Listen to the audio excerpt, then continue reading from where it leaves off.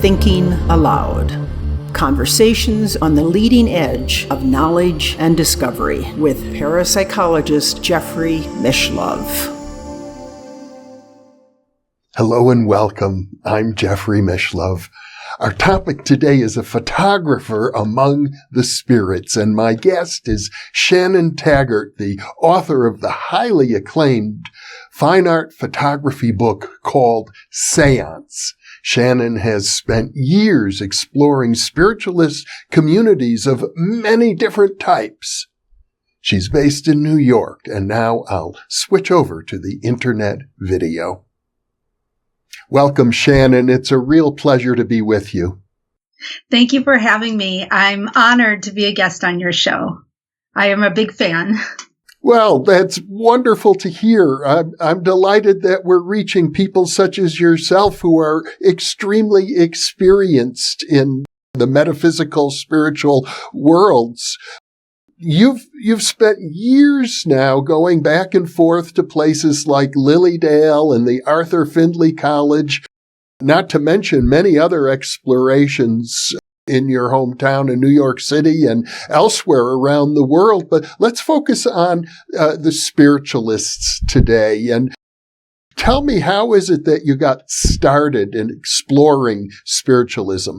Well, I grew up in Buffalo, New York, which is near the town Lilydale, New York, which is home to the world's largest spiritualist community. It's a tiny hamlet on Lake Cassadaga in the southern tier of New York State. And when I was younger, my older cousins would go there for readings in the summer. And when I was about 14, my cousin Rita went, and she came back with this message from a medium that told the true story of how our grandfather died. And it was this kind of strange bit of family history. It was sort of a secret. And my whole entire family was shocked that this medium that my cousin had never met came forth with this really striking evidence. And, this stuck in my head. And around the same time, I found photography. And so it just kind of was bonded for me in that time of my life. But I didn't pursue spiritualism until I was out of college, and I was working as a professional photographer. So it sounds like the incident with your cousin was something very real. As I recall from your book, your grandfather came through in spirit form through a medium and said, "I didn't die the way everybody says I did. I choked to death." Mm-hmm. Which was very dramatic. And it was, my father hadn't even told my mother that, that detail. It was kind of something that people didn't want to talk about and had forgotten. And my grandfather came back and said, I want you to know this. And it was just so striking and so emotional and so real for, my family that I could not shake. How would this stranger possibly know this? Like, how could this happen? That question stayed with me for years. From the very beginning, you had a sense that there's something to this paranormal business. Yes, but I had never had a reading before. I was raised Catholic, and, very studied in the lives of the saints, and I went to Catholic school and knew all the stories. And Catholics believe that the soul lives on. And so what the spiritualists believe, it wasn't anything different from what I was raised with, but I had never had a reading. I never met a medium. In fact, before I went to Lilydale, I couldn't understand how you could be a sane person and say you were communicating with the spirits of the dead. I mean, that just didn't compute to me. But I was so curious, and I wanted to learn. And I wanted to learn about these people's lives and hear about their, what was happening in Lilydale. So you've been there now, I have to think, many, many times. Yes. I kind of thought I'd spend one summer checking out Lilydale and making a short photo essay about this quirky little town. And instead, here I am 20 years later now, still embracing and magnifying the topic. And I gather you got permission from the board of directors to work with them as sort of the on-site photographer, creating a photo journal of everything going on there. Yes, I did. I met with the board of directors and I proposed my project, and they very graciously welcomed me, even though at the time I didn't even know what I would do with this work. But I think they recognized that I was sincerely curious and wanted to learn everything I could about spiritualism in Lilydale. And everybody was very gracious. I guess we have to call you a photojournalist as well as a fine art photographer. And in addition to that, I think of you as a collector, an art historian of spirit photographs. Yes, that the research aspect of my career that's not how I began thinking about this. But it ended up really becoming a big part because I realized that spiritualism had this really grand photo history that wasn't in any of the textbooks I studied from. And the more I learned about that, the more fascinated I became with that, and realized that as a photographer looking at spiritualism, I was actually working in a tradition that was unknown to me and was unknown to many. As I gather from your book, and I didn't really fully understand it myself, the whole point of spiritualism, particularly I think at Lilydale, is they want scientific proof of the reality of the spirit world. Yes, spiritualism is it started in 1848 in upstate New York, and it spread across the country and to England and Europe and around the world eventually. This practice of speaking with spirits of the dead in modern times. I mean, this practice has been around since, in every culture throughout time, but it kind of reappeared in upstate New York in 1848. From my understanding, historically, if you were to take the consciousness movement, the counterculture, the psychedelic drug movement that is current in our present era, spiritualism would have been the equivalent of that, especially in the 19th century. That's what blew my mind. It was so involved in progressive culture, in the women's rights movement, in modern art practice, in even a lot of the scientists who are doing cutting edge science were investigating séances. And so to find that spiritualism was such a big part of our culture and that this had been kind of written out of the histories was totally fascinating. And that's where I really got into the research aspect of it. And what really impressed me going through your book is that today in Lilydale and elsewhere, you were also at the Arthur Findlay College in England, they're still experimenting. There are small groups of people, home circles, and gatherings of mediums who are saying, let's try this technology, let's try that technology. And you were there documenting much of it. Yes, and I was surprised that spiritualism in the beginning was always, tied to technology, and that people are still trying to do spirit photography and play with, recordings and EVP and now video, and people use apps on their iPhones or Google Translate now to try to talk to spirits. And that whole aspect was totally fascinating, that it was continuing on, because many will say, oh, spirit photography, that's from the 19th century. And no, I found people were still using all of these devices to try to talk with spirits and making new ways of doing it. Lots of times, I think people assume that spirit photography is all fraudulent. You look at many of these old pictures, and I know you have amassed a huge collection, and you think to yourself, this has to be fraudulent. And yet, at the same time, I see very eminent researchers were involved in these séances, taking enormous precautions to prevent fraud. Yeah, that's one of the fascinating things is when you go back to the primary sources, the experiences people describe in these seance rooms is astounding. And these are Nobel laureates. Charles Richet, the man who coined the term ectoplasm, was a Nobel laureate in medicine. All these eminent people of the day, William Crooks, William James was involved with mediums. And when you read these accounts, it's hard to put together these photos that look so fake and so phony with the sincere eyewitness reports of what was happening. And the spirit photography is a very strange moment in the history of photography, and I think it's a strange aspect of spiritualism. A lot of spiritualists denounce the images because they aren't proof or they don't look like proof.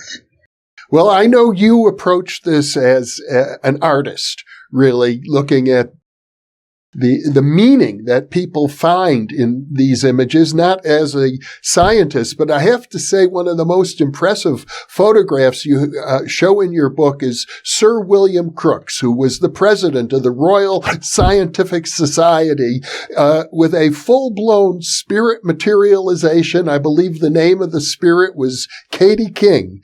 And it's really quite amazing that a man of his stature would attest that as far as he was concerned, this was an authentic spirit materialization that occurred in his presence and was photographed.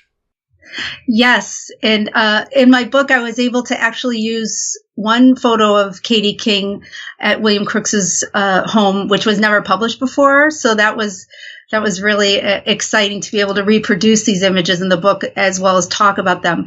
But yes, and he was not only a scientist, he was also an expert in photography.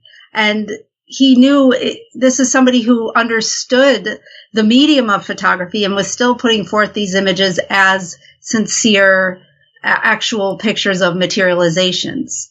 As I recall, the skeptical argument is that he was having an illicit sexual affair with the medium. I think her name was Florence Cook.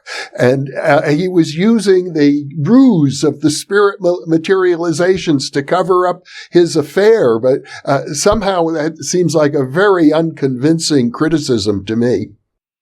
Yes.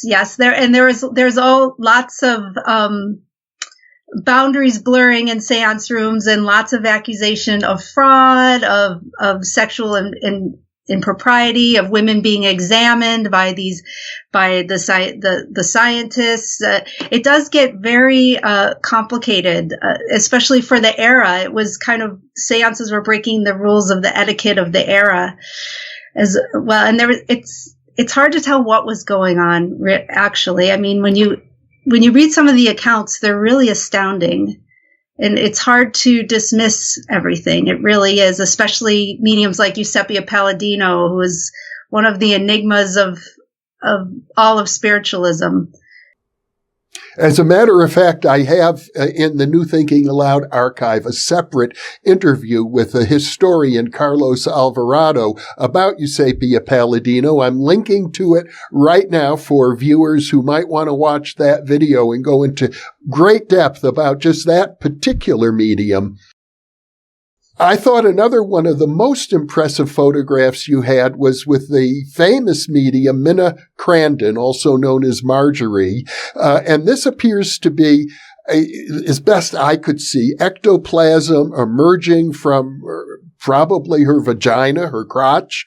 And her husband was a medical doctor. He's right there. And it's a hand. It's an ectoplasmic hand. Yes, Minna Crandon, known as Marjorie the Medium, she's another absolutely fascinating case study. There were a lot of famous scientists who were convinced that she was real. There are people who, even though they thought she was a fake, still couldn't explain everything that she did. Houdini was involved in studying her, and he at one time said he caught her doing something he didn't do because he really couldn't catch her in the act and figure out exactly how she was creating the effects that she was creating. He built this box for her where it's a famous photo where her head just sticks out in her arms and she's in this wooden box. It's just the whole history of trying to prove that spirits are real is a very fascinating, wacky history, and photography definitely has its strange part in all of it. Now, you took many photographs yourself, and although I realize you're not claiming any sort of scientific proof with regard to your photographs, there are many strange things that you photograph. For example, orbs. Yes. Orbs are, I guess I would say they're one of the major forms of spirit photography today, and it's probably because of the digital cameras, and people are able to use flash digital cameras in a way that makes a lot of orb photography possible. But if you ask an orb photographer, what are you proving with they're not so concerned whether it's dust or water or explaining the physicality of orbs. They are concerned about interacting with the orbs. They'll go and they'll call the orbs in, ask the orbs to appear in certain patterns, go to the grave of their loved ones and ask for orbs.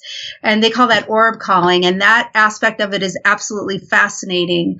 And so I don't usually get a lot of orbs in my pictures. And I was in Italy, and I was working with a band of orb photographers, and they said, okay, well, come with us. And I said, I'm going to come and I'm going to bring my camera, but I'm just telling you, I probably won't get any orbs. And they said, oh no, if we go into the mountains and we say our prayers, you will get orbs. And that is the one time I got an absolutely phenomenal picture of, I took a picture, and it was the whole frame is filled with orbs, and it wasn't a dust storm, and it wasn't raining, and it was just a very strange experience. And I love the photo. As I recall, you also photographed orbs right over the grave of Arthur Findlay, the founder of the Arthur Findlay Spiritualist College. Yes. Yeah, that was one of my early accidental photographs. I say in the book that at first I didn't know how to photograph spiritualism, because everything thought I was trying to photograph was really invisible. How do you photograph a person speaking with a spirit that you can't see? And I started to have a few happy accidents with my camera early on. And then I thought, oh, well, maybe I should just play with it and not, play with the camera and see what happens. And I started to have a lot of synchronicities that helped me tell the story of spiritualism and the story of the spiritualists I was meeting. You attended many séances, and I gather you witnessed many exhibitions of ectoplasm yourself. Actually, I have not witnessed so many of ectoplasm. I heard a lot of ectoplasm. I heard a lot about it. And when I first started photographing, nobody was really doing ectoplasmic seances at the time. This is in the early 2000s, or at least I couldn't find any. But all the spiritualists I met believed in the reality of it. And so slowly it seemed like people became more and more interested in ectoplasm. And I think this is largely because of the Skoll group that was in England that was practicing. They brought back a lot of interest in the Victorian style seance of mediumship and physical phenomena in seance rooms. And so I finally met an ectoplasmic medium who was willing to let me photograph, and that was Kai Mugi from Germany. And so I was allowed to photograph his ectoplasmic seance.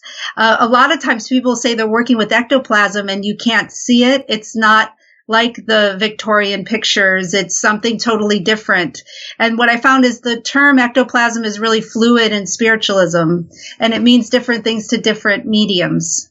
Yeah, they look like gauze or cheesecloth or pieces of cloth. And the medium Kai swears that it's real. He's been accused of fraud as many mediums are. I've sat in seances with people who believe he's 100% genuine. Other people say he's, doing a type of theater. What I did in the book was I left every possibility open.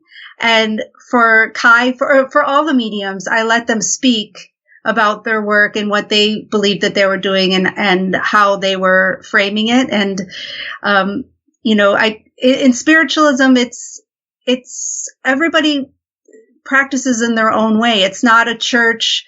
It doesn't have a hierarchy like the Catholic Church or anything. Everybody pretty much makes their own rules. And so you'll find a lot of different theories about what should be happening in a seance room. Well, I gather you attended quite a few classes at the Arthur Findlay College in England. Yes. The Arthur Findlay College so Lilydale is a town, and so that's an entire town where there's mediums living. And Arthur Findlay College is different, where it's a learning center outside of London. And a lot of people describe it as like a Harry Potter style Hogwarts for adult spiritualists. And that really is sort of, that's the best analogy I can use to describe it. And people come from all over the world to study trance and healing and mediumship and message work and anything that you could think of. And I've been there many times, and it's a really, really wonderful place. And you attended some classes there as well. Yes. I've attended there, and I've photographed there, and I've met a lot of different mediums all over the world there. Some of the experiences that you had also involved what you call ITC or EVP, instrumental trance communication or electronic voice phenomena. People who have various devices, I think some are called spirit boxes, that scan the radio frequencies, and you can pose a question, and then I guess at random will come an answer. Sometimes those answers are directly relevant to the question that was posed, and I gather you experienced that as well. Well, a lot of people use all different types of technology, but this specific device is called a spirit box or a Frank's box, and it kind of works like a radio Ouija board, where you put it in the middle of the room and it picks up bits of, whatever's on the radio waves. And several times I've seen it used in a seance where it will answer a question sensibly back or say things that completely resonate with the question that was asked. And when that happens, it's shocking. And that's one of the most shocking things out of anything I've ever seen is when that happens. Interestingly, now that I recall the story, you were there with my friend George Hansen, the author of The Paranormal and the Trickster. He's really a person who has a deep appreciation for the trickster archetype in the Jungian sense and how confounding these types of phenomena can be. And if I recall correctly, he was with you with one of these spirit boxes, and he said, "What is 3 times 3?" And the answer came right back, 9. It did. But the funny thing is, when he said 3 times 3, he was talking about a spirit. He was talking about William Crooks, the parapsychologist, had this spirit that he worked with called 3 times 3, which was supposed to represent his unconscious. So George said, I forget how he worded it, but he said 3 times 3 and the box said 9 back. But it really did happen, and that shocked me completely. Well, since you mentioned William Crooks, whom I knew, he did a lot of research back in the day. He's now deceased, but he worked with a group called the Surratt Group. I know you've been studying them as well, and I'm going to link to my interview with the sociologist Bill McLennan, who studied that group, or James McLennan, who studied that group, and it's a very fascinating history. It's related to spiritualism. It's also, I think, related to Native American spirituality, which is a related phenomena. Yes. Right now, I'm actually working on a photography book about the Surratt Group, which is fascinating. I think it's probably one of the most fascinating parapsychology cases from America from the 20th century. And yes, and I'm dealing with William Crooks's experiments there, and the whole Sorat group started with the man named John G. Nyhard, who wrote the book Black Elk Speaks, about a Native American medicine man from the Oglala Sioux. And it is fascinating how spiritualism directly ties to the Native American practices, and a lot of you can see a lot of the traditions resonating, and this ancient practice kind of springing up again in spiritualism. I don't want to pass by. You mentioned the Skoll group earlier. And I have yet to do an interview about the Skoll group. It's one of the most significant groups, and I gather they carried on for years and years. They conducted many experiments. They've been studied extensively by the Society for Psychical Research. I certainly need to do a program just on the Skoll group, but for our viewers, could you summarize a little bit what it was about? So the Skoll group was active in the 1990s in England, and they were founded by two couples, but mainly by Robin and Sandra Foy. And Robin Foy had wanted to bring back, physical phenomena into the seance room and see if they could do it. And they did dark seances, but they also incorporated video and photography and a lot of different types of technology, a lot of experimentation. And they were fully active for about 5 years together and amassed a huge amount, what some people would call the best evidence ever created in a seance room for life after death.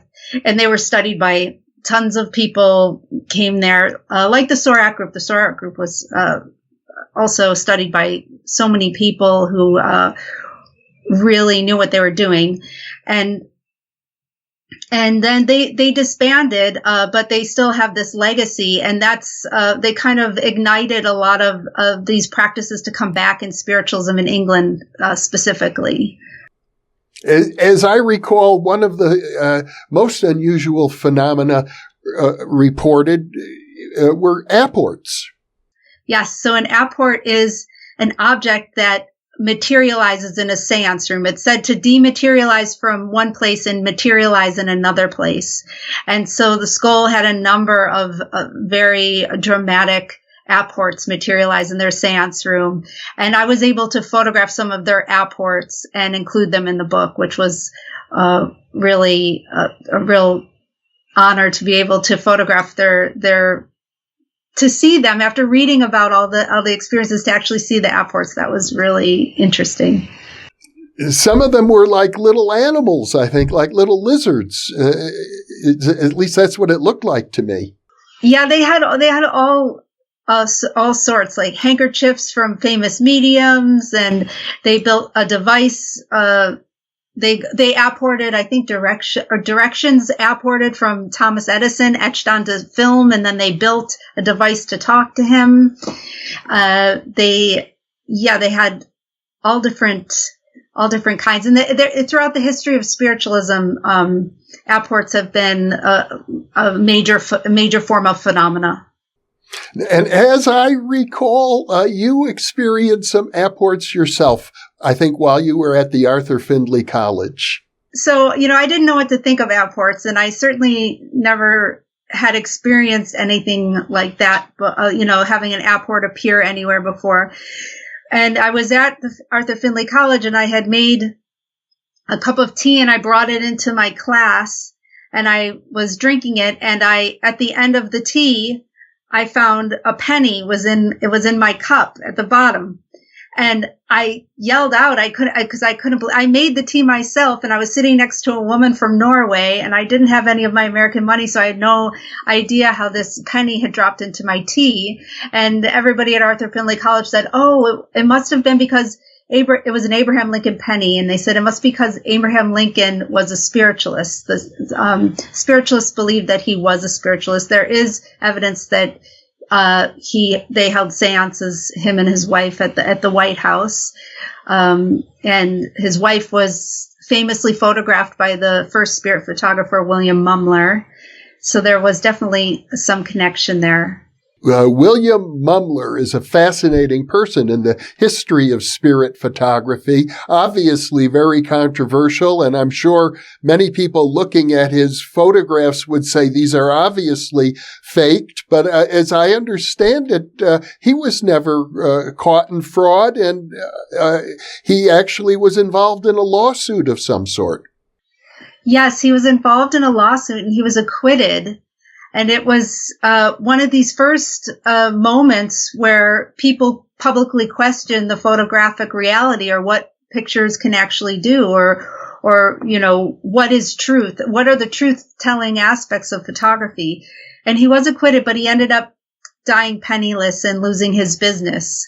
But he was the very first spirit photographer from Boston, and he was caught. One of the things he was accused of was, he would have these beautiful posed portraits, and then there'd be a ghosting of a spirit somewhere in the image, and somebody accused him of using other newspaper pictures and superimposing them, taking the images from the newspaper and superimposing them. But he wasn't found guilty, and the debate really raged in the public through his trial. Well, as a fine art photographer, I gather that you've discovered that you can use photography. Many people think photography is always realistic, but you use photography in a way to convey more of a spiritualist perspective as an artist. At first, I thought spiritualism was an impossible thing to photograph, and now I see photography as oddly just the perfect medium to approach spiritualism with. They have a lot in common. The photographic process captures presence, and you can capture people before their death and keep their image after they're gone. And you're also playing with light and time, and you're manipulating reality in a way. So there is a lot of metaphorical similarities between a medium bringing forth, to speaking as if they're talking to spirits, and the camera being able to time travel and traverse realms for us. And so I try to play with that, the artistic possibilities.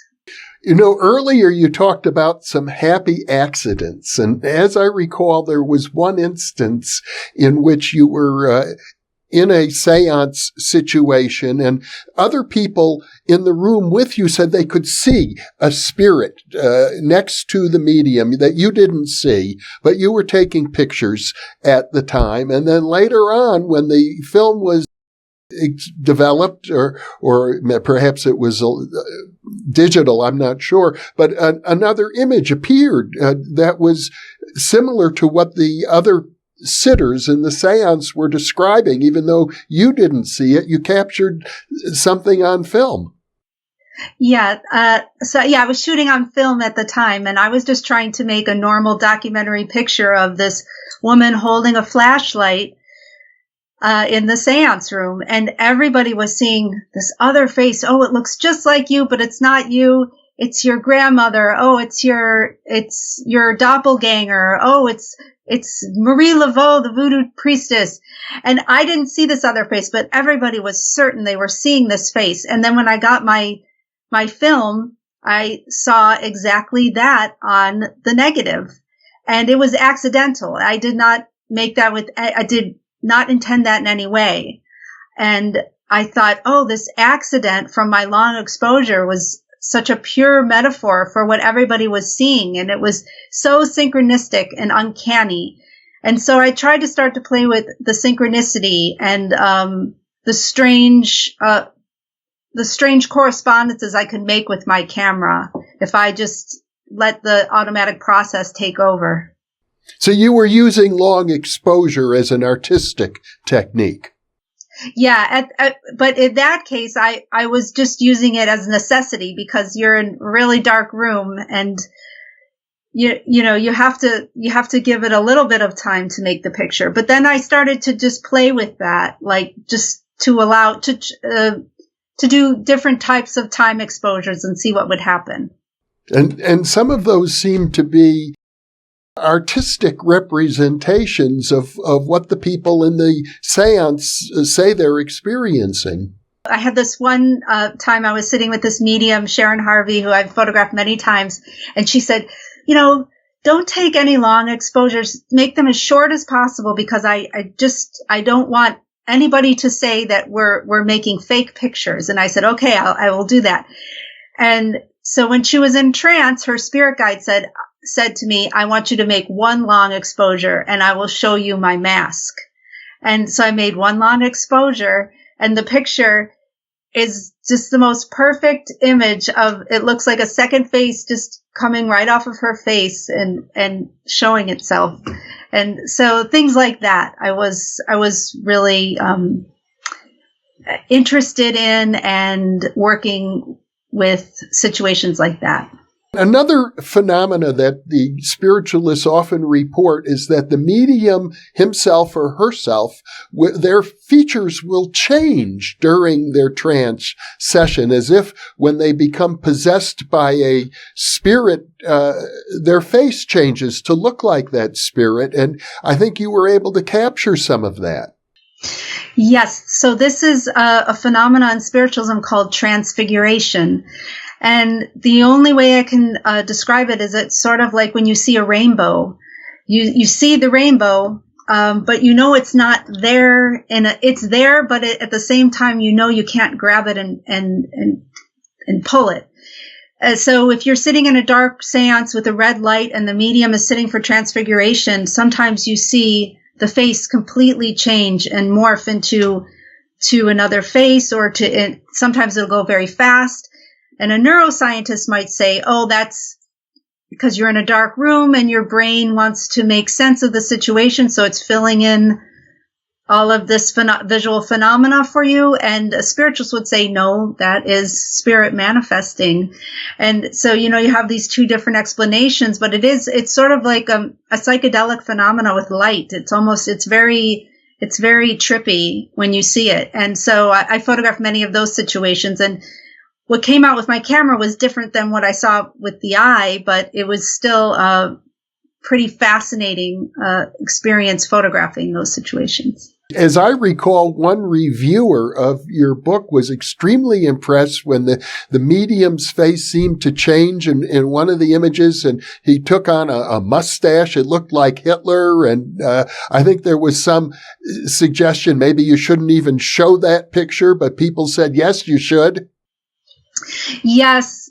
So that picture is a medium named Gordon Garfurth, who I've photographed quite a bit, and he was he went in an impromptu trance, and it was the only thing lighting the room was this green security light, and I was allowed to take pictures, so I took a bunch of pictures, and obviously they were long exposures, and there's a blur, but in every picture he was looking very transformed, like a different person in every single picture. And I was really astounded by all the pictures I got. And there was one picture where he had like a Hitler-esque mustache, and I thought it was just too dramatic and too spooky to show him, and I didn't want to show him. And then I was giving him the other pictures, and he saw that picture, and he said, that picture, that's the picture. And I was surprised that he said this, and I didn't ask him why, and I gave him I included that picture in the pictures I gave him. And then 6 months later, I was in his home, and he said, I need to show you something. And he pulled out a carte de visite, and it was his great-grandfather who had the same mustache. And the picture I had taken, this blurry, impromptu trance picture, looked exactly like this carte de visite of his great-grandfather. And it was so uncanny and so synchronistic and so bizarre. I had to include it in the book. So you've also photographed snake handlers and voodoo ceremonies as well. I guess you're drawn to the magic of these experiences. And the whole idea of representing belief, and how do we do this? How do you talk about unseen forces or other invisible aspects of the world, or experiences that you can't see, but you can feel. And so I've always been fascinated by that and the history of trying to photograph or visualize that either through painting or photography. And it's a challenging topic to work with, and I guess that's why I stay with it. And in addition to your own photographic work, you're amassing, I gather, quite a large collection of paranormal photographs from many different sources. I am doing research right now. Most of my research, believe it or not, happens on Facebook because a lot of spiritualists will post their photographic experiments, and there's a lot of really wonderful spirit photographers working today that their work just astounds me and inspires me, and it's so creative and so interesting. I find it very inspiring, all the free-spirited experimentation and very sincere ways of working with photography, that this visionary photography that not many people have seen. So one day I would like to collect all their works into a photo book as well. That would be a really exciting project. Well, Shannon Taggart, this has been a stimulating conversation. You're really doing pioneering work. Not only pioneering, but you're also bringing back the past at the same time. So you're both, to my way of thinking, a futurist and a historian. Shannon, I look forward to future interviews with you, and I want to thank you very much for being with me today. Thank you so much for having me. And for those of you watching or listening, thank you for being with us.